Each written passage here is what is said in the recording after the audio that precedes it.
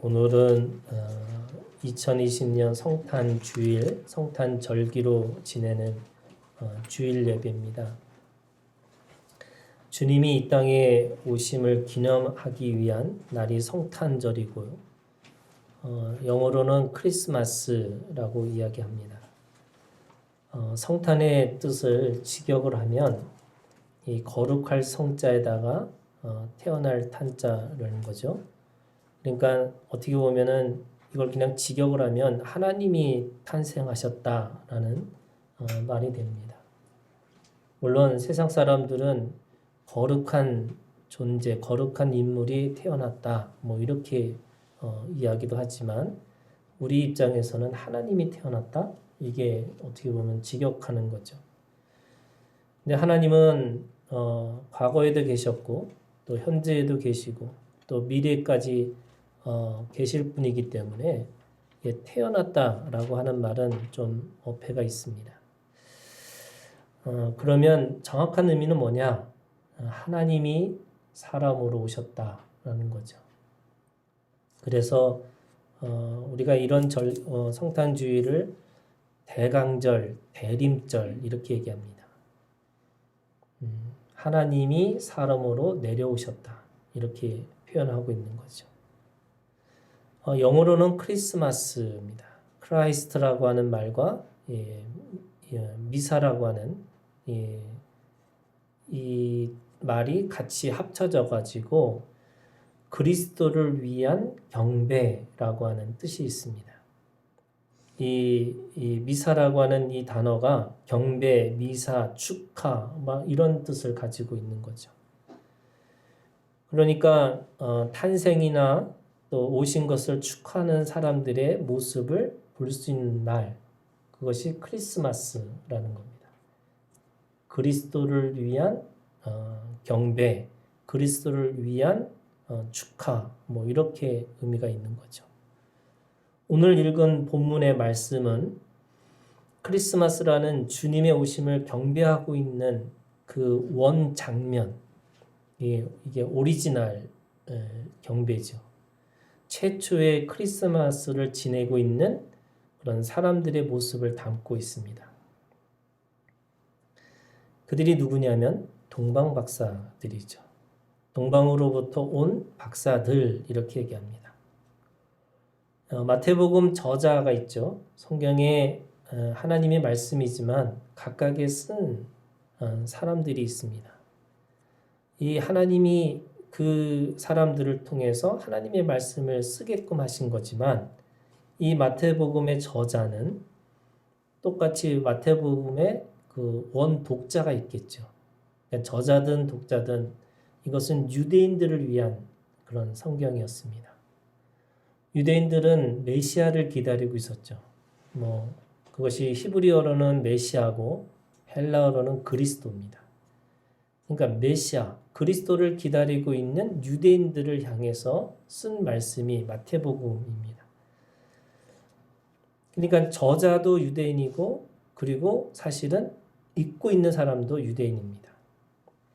그 유대인이라고 하는 것은 결국 하나님의 말씀을 따라 그 언약을 따라 낳은 자들이고 또 우리가 생각하는 선민, 하나님 앞에 선택받은 백성들입니다. 그러니까 그 사람들이 이 성경 말씀, 특별히 마태복음을 읽을 때 또한 특별히 이 마태복음 2장을 읽으면서 굉장히 큰 충격에 빠지는 거죠. 왜냐하면 최초의 크리스마스라고 하는 예수 그리스도를 경배했던 사람들이 유대인이 아니고 이방인들입니다. 그러니까 동방으로부터 온 박사들이라고 표현했지만 이 사람들은 유대인들이 아닌 거죠. 외국에서 온 사람들입니다. 근데 단순한 외국에서 온 사람들 또 다른 나라 사람들 이게 아니라 그 당시에는 하나님의 선택된 선민이 있고 나머지는 이방인인데 그 이방인이라는 뜻은 영이 없는 존재들입니다. 그러니까 짐승과 같은 존재들이죠. 그런데 그 사람들이 첫 번째 예수님을 경배한 사람들이 된 겁니다. 이게 충격으로 이게 느껴지셔야지만 이 말씀이 이게 진짜 살아있는 건데, 이 마태복음 2장을 사람들이 다 크리스마스 때 어떤 동방박사들이 와서 선물로 주는 그런 어린이들의 어떤 어린이 잔치, 크리스마스 잔치로만 생각하면 안 되는 거죠. 그들이 볼 때는 이건 너무나 충격적인 일입니다. 마태복음 1장부터 사실은 충격의 연속이었습니다. 왜냐하면 그들이 기다리고 있었던 메시아의 족보, 이걸 계보라고 그랬죠. 그 족보 안에 이방의 사람들이 들어있습니다. 이방의 사람들이 들어있을 뿐만 아니라 그들은 여인들이었습니다. 그리고 그 여인들은 또 평범한 여인들이 아니었죠. 어떻게 보면 스캔들이 있는 사람들입니다. 다말과 라합과 룻과 우리아의 아내, 이 밧세바라고 표현하지 않고 이 우리아의 아내, 이 우리아라는 사람이 헷 족속이거든요.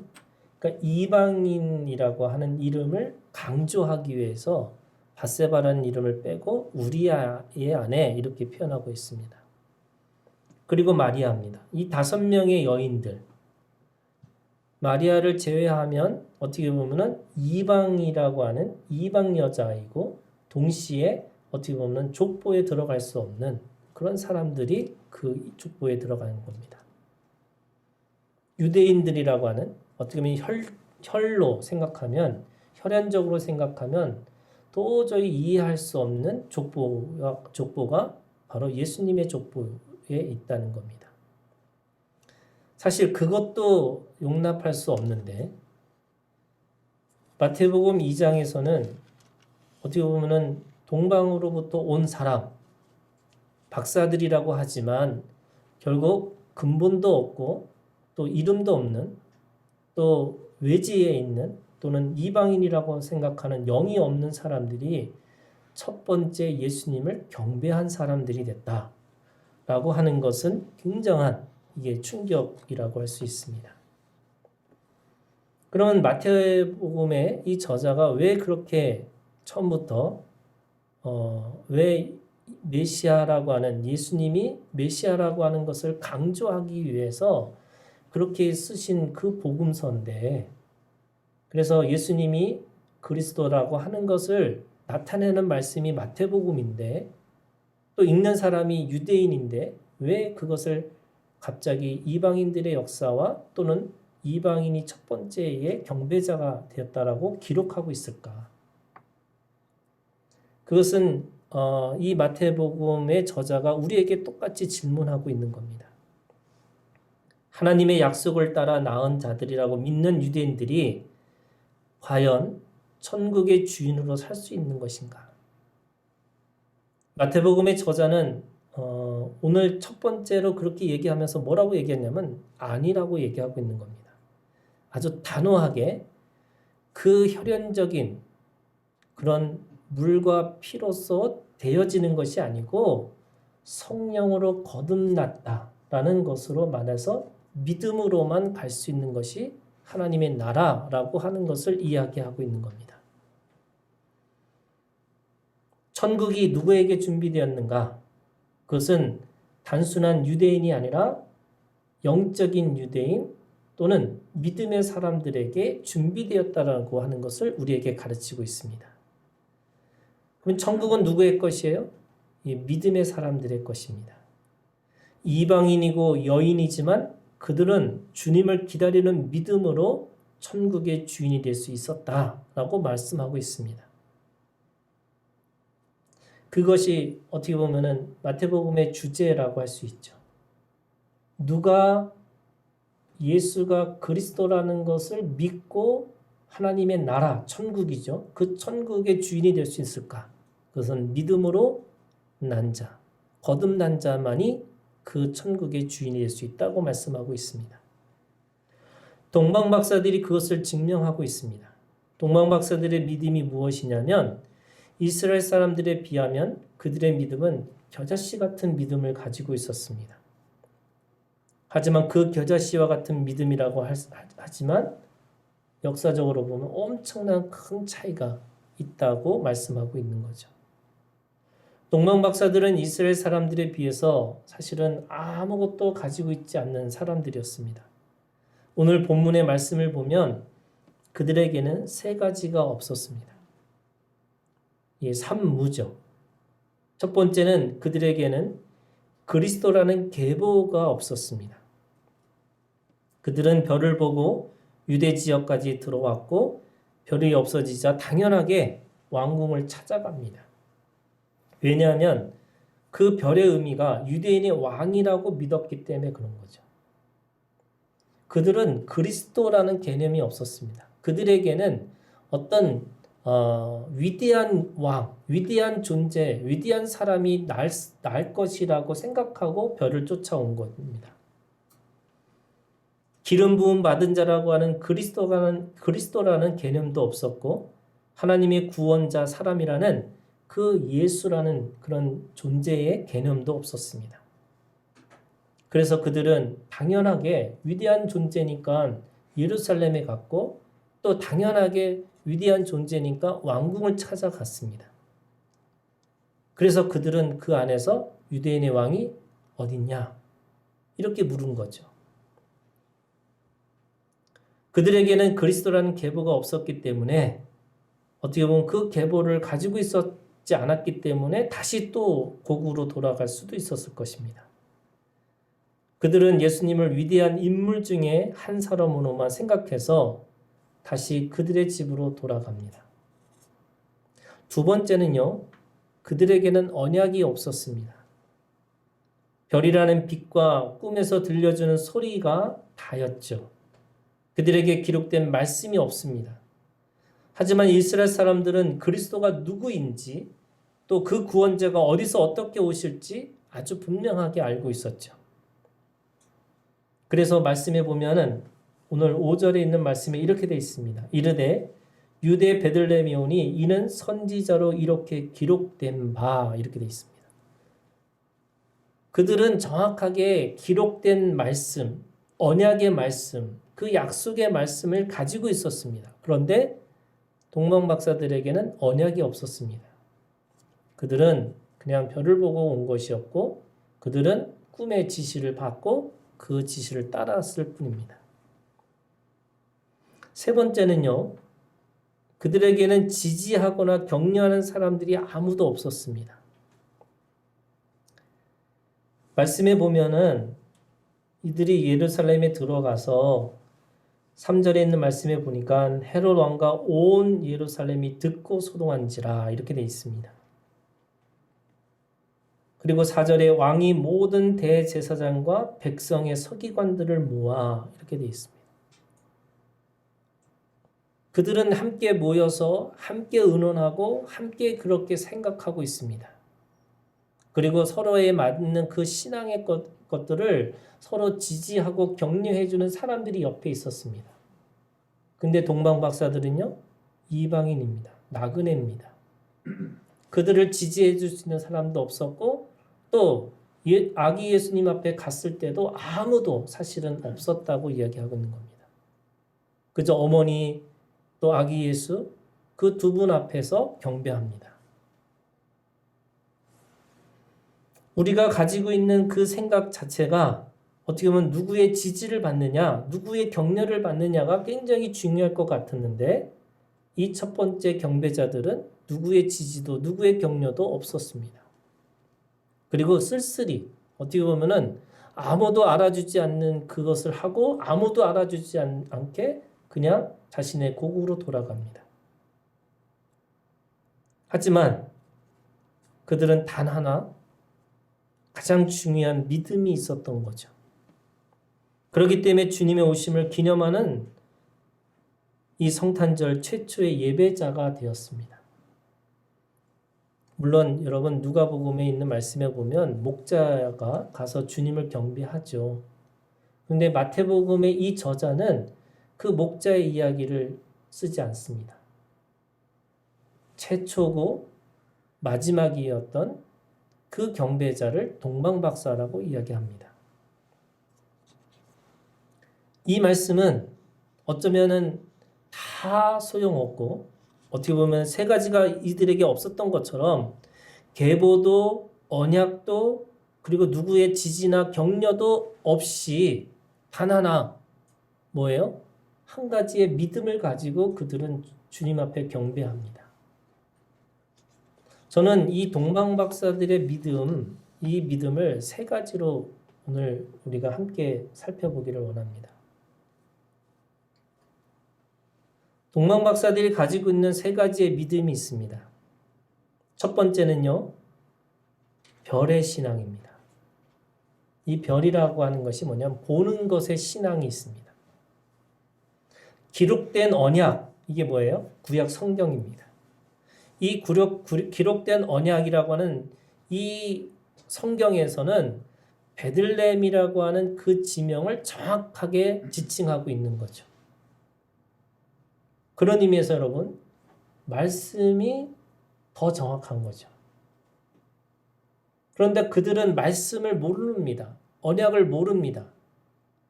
기록된 말씀이 어떻게 쓰여졌는지 모릅니다.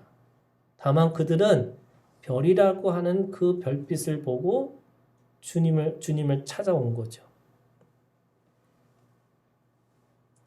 별을 보고 주님의 오심을 경배하기 위해서 온 믿음이라는 것이 있는데, 여러분 말씀이라는 게 뭐냐면, 오늘 쉽게 얘기하면은 이걸 특별 계시라고 하는 겁니다. 여러분 계시라는 게 뭐냐면 그 커튼을 걷는다라는 뜻이 있어서 그 주님이 열어주시는 것이 있어요. 근데 특별하게 열어주시는 게 있어요. 그게 말씀입니다.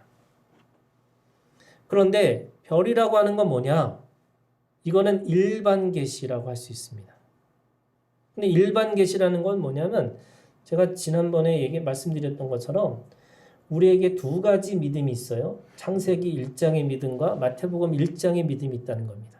여러분 창세기 1장의 믿음이 뭐냐면 창조 질서의 믿음이에요. 마태복음 1장의 믿음은 은혜의 질서의 믿음이 있습니다. 그럼 은혜의 질서의 믿음이 더 큰 거죠.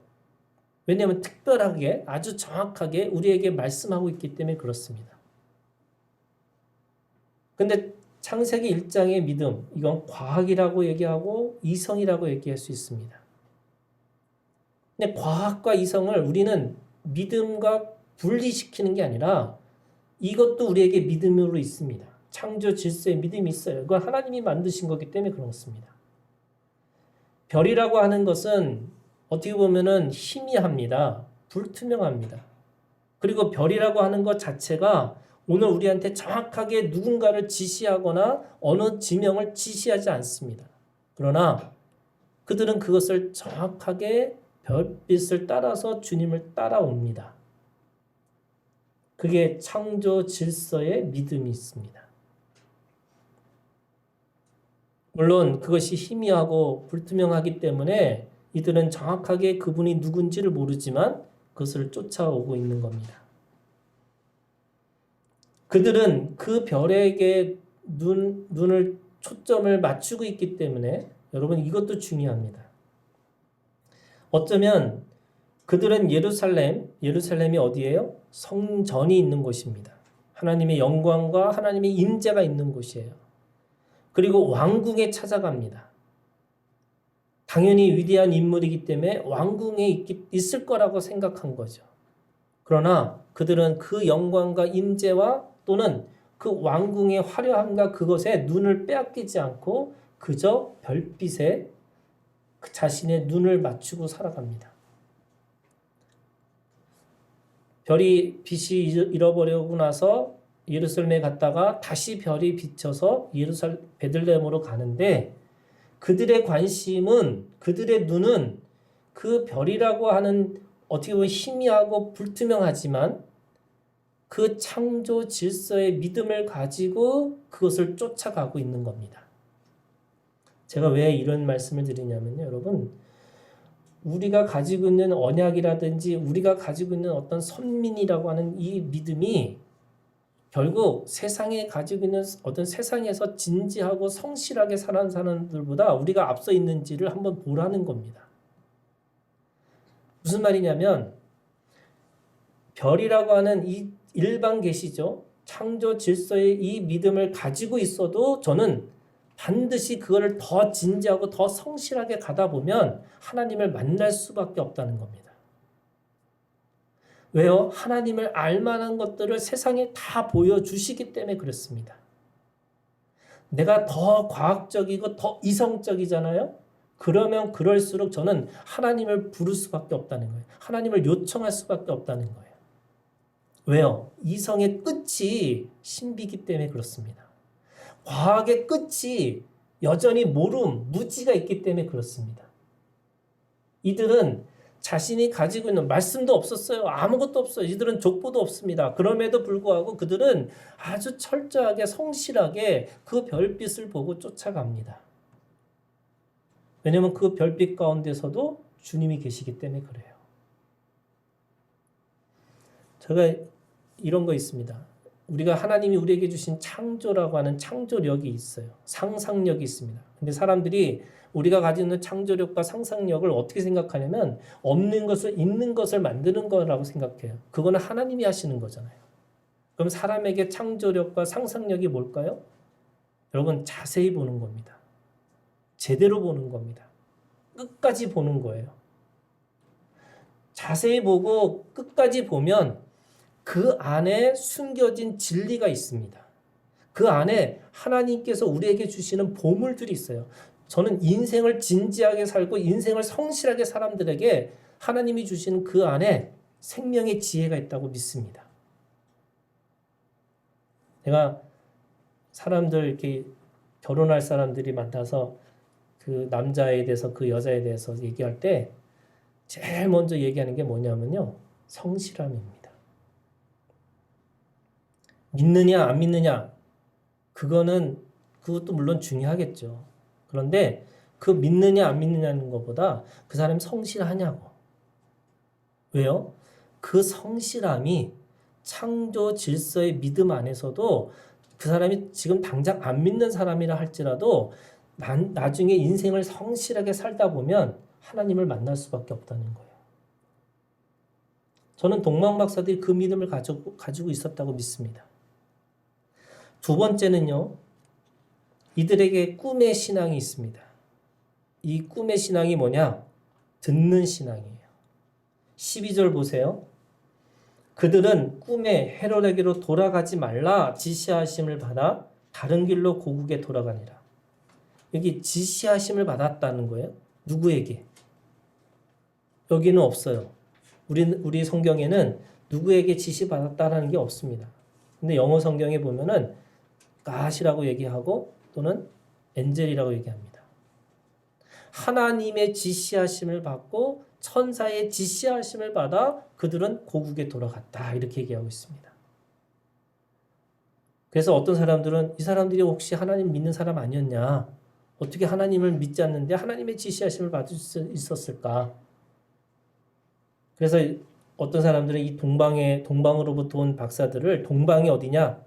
한국이라고 믿는 사람들도 있어요. 왜냐하면 단지파가 쫓겨나가지고 단군이 돼가지고 그 단군의 이 조상의 이야기를 듣다가 이제 이 예수님을 와서 경배했다 이렇게 하는 사람들도 있습니다. 근데 그건 아닌 것 같아요, 그죠? 왜냐하면 처음부터 그리스도를 찾아야 되고 처음부터 베들레헴을 갔었겠죠. 그러나 이 사람들은 이방인들과 안 믿는 사람들이지만 꿈의 지시함이라는 그 소리, 어떻게 보면 자기 속의 내면에서 들리는 그 진리의 소리에 예민했습니다. 깨어 있었습니다. 믿느냐 안 믿느냐가 아닙니다. 여러분, 오늘 우리에게 늘 주님께서 다시 오실 주님께서 우리에게 말씀하시는 것이 뭐였냐면 늘 깨어 있으라는 거였어요. 이 깨어 있으라는 게 뭘까? 저는 영적으로 민감하라는 거예요. 이들은 유대인이고 선민이 아니었지만 늘 주님 앞에서 또는 진리 앞에서 또는 어떤 생명 앞에서 그것이 어떤 것인지를 늘 깨어 있어서 늘 민감했다는 겁니다. 꿈의 지시를 받았어요. 소리를 들었습니다. 여러분 왜 그 소리를 들은 것이 중요했냐면 나중에 헤롯이 2살 아래로 다 죽이잖아요. 무슨 말이냐면 다시 예루살렘에 가갖고 그냥 그 헤롯의 이야기를 듣고 이야기를 해줬다면 예수님은 죽으셨을 겁니다. 그러나 이들은 그 민감함, 그 예민함, 그 깨달음 때문에 깨어있음 때문에 주님의 그 생명을 보존할 수 있었던 거죠. 다른 어떤 것보다 그들은 하나님의 소리, 진리의 소리에 늘 깨어서 그 민감한 그 믿음을 가지고 있었다고 하는 겁니다. 여러분, 꿈도 하나님의 일하시는 방법입니다. 우리가 너무나 잘 알고 있는 요셉의 꿈 이야기가 있잖아요. 꿈도 우리가 그냥 이게 무슨 꿈이냐, 뭐 이게 맞느냐, 틀리냐 이게 아니라 말씀의 조명 안에서 꿈을 해석할 수 있습니다. 왜? 이것도 하나님이 우리에게 주신 하나의 사건이고 상황이니까.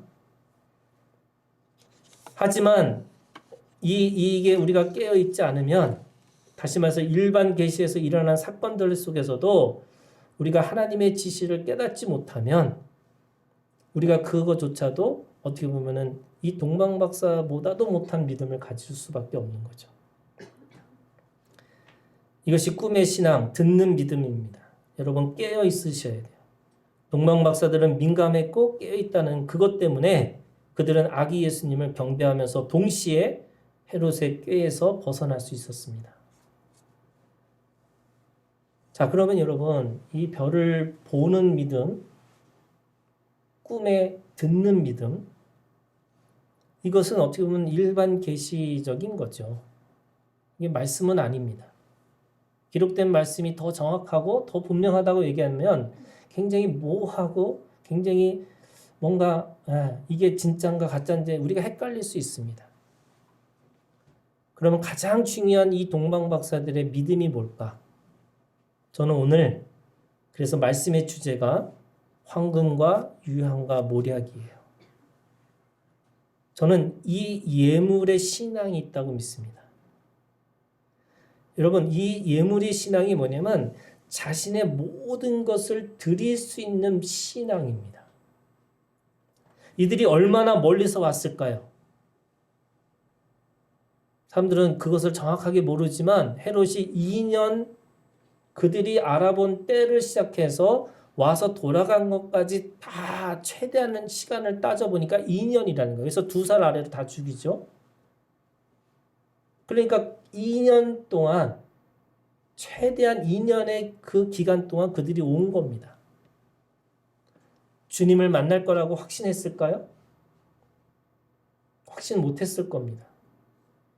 그냥 별을 보고 어떻게 보면 꿈의 지시를 받아서 그때마다 그냥 하나하나 보이지 않는 그 길을 걸어갔을 겁니다. 그런데요, 그들은 확신이 있었습니다. 어떻게 확신을 가지고 있었느냐? 그 분을 만나서 반드시 예물을 드릴 것이라고 하는 그 보배함을 준비하고 있었다는 거예요. 우리가 보는 믿음도 있고 듣는 믿음도 있는데요. 정말 우리에게 가장 필요한 것은 준비하는 믿음이에요. 그 준비하는 믿음이라는 게 뭐냐면 내가 주님 앞에 드릴 수 있는 것들을 준비하는 겁니다. 저는 이게 예물의 신앙이라고 믿습니다. 그들은 2년 동안 만날 것을 기대할 수 없는 그 여행 가운데서도 만날 것을 확신하고 보배함을 준비합니다. 예물의 신앙은요, 준비하는 마음이고 태도입니다. 그들은 확실하지 않는 별과 꿈을 의지하고 주님께 왔지만 그들에게 확신이 분명하게 있습니다. 그래서 준비했습니다. 그리고 만날 것을 확신했고 그 보배함을 준비하고 그들은 주님을 만났을 때 그것을 기꺼이 그 준비한 그 보배함을 드립니다. 그런 의미에서 여러분, 깨어있는 신앙의 핵심은 준비하는 신앙입니다. 준비하는 마음이죠. 이 준비하는 마음이 없이는 아무도 아기 예수님을 경배할 수 없다는 것이 마태복음의 진리입니다. 유대인들을 다 기다리고 있었죠. 메시아를 기다리고 있었습니다. 그리고 동방박사들이 왔을 때 당연히 베들레헴에서 아기 예수로 오실 거라고 그들은 알고 있었습니다. 그런데요, 그들에겐 준비가 없습니다. 민감함도 없고 깨어있음도 없었지만 그들에게는 준비하는 것이 없습니다. 그러니까 준비하는 이 믿음, 그것이 오늘 이 황금과 유황과 모략이라고 하는 이 말씀 안에 주시는 상징들입니다. 여러분, 이 황금과 유황과 모략이라는 것이 그냥 보배함에서 열어서 드렸다 이렇게 하지 않고 왜 그것을 정확하게 황금과 유황과 모략이라고 하는 이렇게 정확하게 그 단어를 사용하고 그렇게 기록되었을까? 성경을 우리가 읽을 때 한 가지 가지고 있는 힌트가 있는데요. 그게 뭐냐면 기록의 해석입니다. 하나님이 그렇게 쓰신 것을 왜 그렇게 기록했을까를 살펴보는 것이 굉장히 중요합니다. 그냥 보배함을 해서 열어서 보배를 드렸더라 이렇게 아니고 황금과 유황과 모략이라고 하는 이 정확한 단어를 왜 사용하셨을까? 그 안에 상징들이 있는 거죠.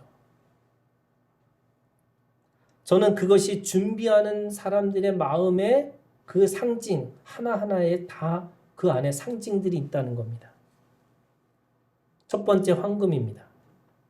황금은요, 변하지 않는 사랑을 말합니다. 욥기 23장 10절 그러나 내가 가는 길을 그가 아시나니 그가 나를 단련하신 후에 내가 순금같이 되어 나오리라. 순금같이 나올 수 있는 그것이 뭐냐면 변하지 않고 단단하고 그리고 어떻게 보면 영원한 그것에 대한 사랑을 이야기하고 있습니다. 사랑의 면류관이 왕의 면류관이고 승리의 면류관의 상징입니다. 황금의 예물은 단순하고 단단하고 깨지지 않는 승리의 상징을 우리에게 말씀하고 있는데 주님은 최후의 승리자가 되셨고 그리고 누군가의 도움 없이는 하루도 생존할 수 없는 악이었지만 그리고 누구도 환영하지 않았지만 바로 그분만이 사랑의 승리, 최후의 승리자가 될 것이라고 하는 상징의 의미로 황금을 드립니다. 똑같이 이들도 변하지 않는 한 마음을 가지고 주님을 쫓아온 거죠. 주님을 경배할 수 있는 그 마음은 이 단단한 어떻게 보면은 변하지 않는 그 진리를 사랑하는 그 사랑 때문에 그들은 주님 앞에 경배할 수 있었습니다. 여러분 황금을 준비하고 계신가요? 주님이 나의 구원자인가? 초라하지만 힘도 없어 보이지만 그 실패자의 모습이지만 사랑만이 우리의 진정한 진리인지를 우리에게 묻고 있습니다. 그 마음을 준비하지 않으면 아기 예수를 하나님이라고 고백할 수 없습니다. 여러분 누가 왕이에요? 헤롯이 왕입니다. 그런데 아기 예수님을 앞에 나가서 황금을 드립니다. 그게 뭐냐면 주님이 왕이란 뜻이에요.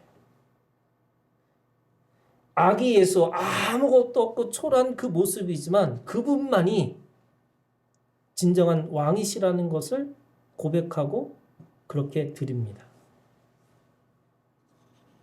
그 사랑은 변함없고 흔들림 없는 단단한 사랑이라고 우리에게 말씀하고 있는 거죠. 두 번째는 유향입니다. 이 향기는 화해와 치유를 위한 기도입니다. 유향은요, 소나무의 송진처럼 유향나무에서 나오는 수액이 굳은 것을 말하는데 시편 141편 2절에 나의 기도가 주의 앞에 분향함과 같이 되며 나의 손드는 것이 저녁 제사같이 되게 하소서. 시편의 기자는 나의 기도가 하나님께 유향을 피워 올리는 행위라고 말씀하고 있습니다. 그런 의미에서 유향은 하나님께 드리는 기도의 상징입니다. 우리가 어떤 기도인가? 그 유향은 제사를 드리는 재료로서 지성소 앞에 진설병과 함께 놓여져 있습니다. 특별히 그 향부는 꺼지지 않는 불로 우리를 위해서 중보하시는 그 주님을 기억하라고 하는 의미를 갖고 있습니다. 그리고 예레미야에서는요, 그 유향은 치료의 효과를 주는 약이기도 합니다. 그런 의미에서 기도로 화해와 치유를 구하는 마음의 준비를 하고 있어라는 거예요.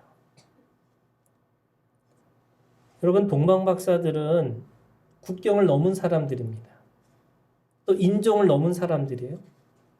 자신이 가지고 있는 그 모든 것을 포기하고 경계선을 넘어간 사람들입니다. 왜요? 어쩌면은 이 유한과 같은 화해와 치유의 기도의 마음이 있었기 때문에 그렇습니다.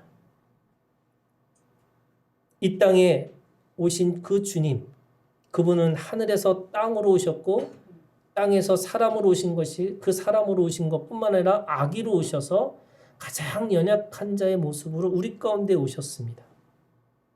왜요? 바로 유한과 같은 그 연약하고 그 가장 약한 자의 모습 속에서 그걸 통해서 화해와 치유를 통해서 우리를 고치고 우리를 회복시키시기 위해서 오셨다는 겁니다. 세 번째는 모략입니다. 영원한 진리를 추구하는 헌신입니다. 모략은 모략나무에서 얻은 나무의 수액이에요. 똑같이. 그런데 모략은 이 육신의 고통을 의미합니다. 아가서 5장 5절에 일어나 내 사랑하는 자를 위하여 문을 열 때 모략이 내 손에서 모략의 즙이 내 손가락에서 문빗장에 떨어지는구나. 이 아가서 5장 5절의 이 말씀은 신랑을 떠나보낸 신부의 고통을 의미합니다. 이것은 영원한 진리를 추구하기 위해서 겪어야 될 고통, 그 고난을 의미하고 있습니다. 그리고 성경에 보면 이 모략은 시체를 더 이상 썩지 않게 하기 위한 방부제로도 사용할 수 있습니다. 그것은 불멸의 의미를 가지고 있으면서 결국 불멸은 고통을 수반한다는 것을 우리에게 말씀해 주고 있습니다. 아기 예수님이 영원한 진리, 우리가 그것을 믿고 있는 거라면 단순한 영원한 진리를 추구하기 위해서는 그것이 그냥 내가 진리를 추구하는 거구나 라고 하는 것이 아니라 그 고통과 고난을 수반해야 된다는 거예요. 여러분, 오늘 이 마태복음 2장에는 두 왕이 나옵니다. 하나는 헤롯 왕이고요. 또 하나는 아기 예수 왕입니다. 여러분, 헤롯 왕은 현존하는 진리입니다. 그래서 현존하는 진리이기 때문에 예루살렘의 왕궁에 살고 있습니다. 힘이 있어요. 사람들이 많습니다. 비록 그 로마의 정부에서 껍데기 같은 왕이라고 하지만 왕입니다. 그래서 그 왕이라는 그 껍데기 같은 왕이라 할지라도 사람들이 그 안에서 사람들이 그것이 진리라고 믿고 따라갑니다. 근데 아기 예수님은요, 왕이지만 아무것도 없습니다. 아무도 없습니다. 이 동방박사들은 그 현존하는 진리를 쫓아가는 게 아니고 영원한 진리를 쫓아가기 위해서 주님 앞에 가서 경배합니다. 거기에는 그들의 희생과 헌신이 있는 거죠. 거기에는 그들의 시간의 낭비와 그 어떻게 보면 물질의 낭비와 그 모든 것의 낭비가 그 안에 있습니다. 그리고 알아주는 사람 없어요.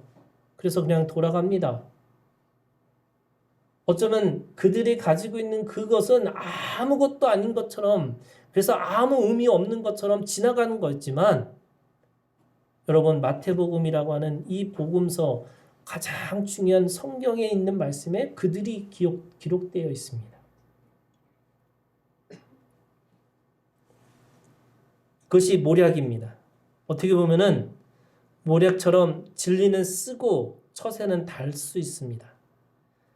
그러나 그들은 그 모든 것을 버리고 영원한 것을 선택합니다. 아무도 알아주는 이가 없다 생각했지만 영원한 말씀으로 기록되어서 그들의 믿음은 영원히 우리에게 기억되고 있습니다. 주님도 이 길을 걸어가셨죠.